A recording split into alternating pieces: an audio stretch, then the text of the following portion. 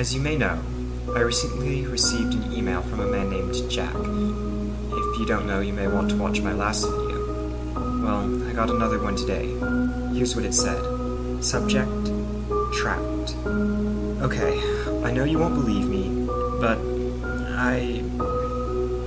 Let me start at the beginning. My name is Alfie. Yesterday was my brother's birthday, so we gave him a cap, some new shoes, a shirt he always wanted, an old Commodore 64, and a small box of games for him. After we gave him the gifts, he went up to his room. That was the last we ever saw of him. My mom was worried, but I told her that Jack was just having fun with his new computer. We're both big fans of retro games. But then he didn't come back down the next day. I went to check on him in his room. Other than the normal clutter, I saw the C64 sitting on the desk. The computer was off, and a copy of Forbidden Forest was next to it, with the manual turned to the bit about setting up the game. Knowing Jack's selfish nature, I thought this may be my only chance to play some C64 games. I don't approve of emulators. I popped the game in, and followed the instructions on the startup, but the game seemed to be wiped clean. Not being one to give up, I took a different game from the box. I settled on one called Beyond the Forbidden Forest. After the game finally loaded, I was put against a scorpion. The battle wasn't tough, and when it was over, I was given a golden arrow. Up next was a sandworm. It looked a bit darker than what I remembered. My friend used to play this game all the time when I came over. After killing it, there was a high-pitched sound, but it was an old game, so I thought it was just a glitch.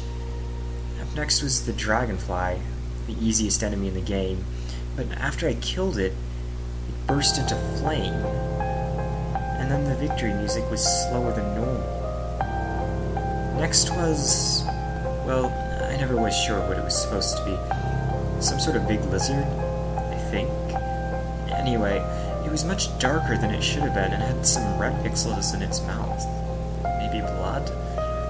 Its movements were faster and more aggressive than normal. At one point I was hit.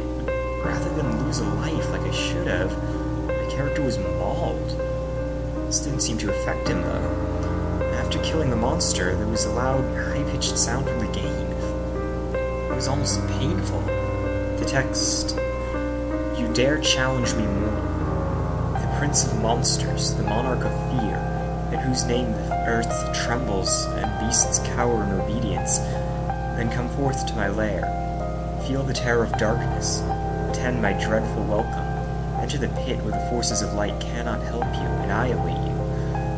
I know that this is supposed to be there, but it seems so eerie. For the last 3 stages of the game, I was sent to the cave, but the walls were red and the floor was black. This made it hard to see. After hitting one of the bats, they all died just like they should have, but instead of the machine gun-like sound, it was more like electronic screams. Next, it was on to the next to last stage, the 3-headed dragon. Normally it was brown, but this time it was black with red lines to show the scales. After killing it, I thought it was turning to stone like it should, but then the flesh started falling off, and all that was left was the skeleton. No, it wasn't hyper-realistic. Nothing that the C64 couldn't handle. It was still creepy. The only thing that was different about the last boss was that he seemed to have a bit of blood dripping from his mouth. I guess whoever or whatever was playing with me couldn't do much to him that the developer didn't already do. The fight was short, seeing as this was probably the weakest boss ever programmed. All you need to do is hit him one time and he dies. But when I killed him, the static that covers the screen was red, black, and rather than disappear, it simply stayed. So my already mauled character was ripped to shreds. The screen cut to white with black text reading, "You're one of the best playthings I've ever had, but unfortunately, I can only use each of you once. Feel free to use my computer until the next one comes along. I hear someone was looking for you.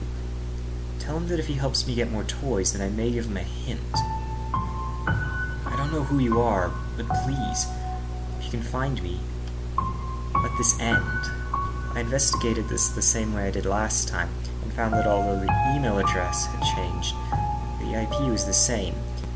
As anyone with basic computer knowledge can tell you, there's no way of knowing who's using the computer.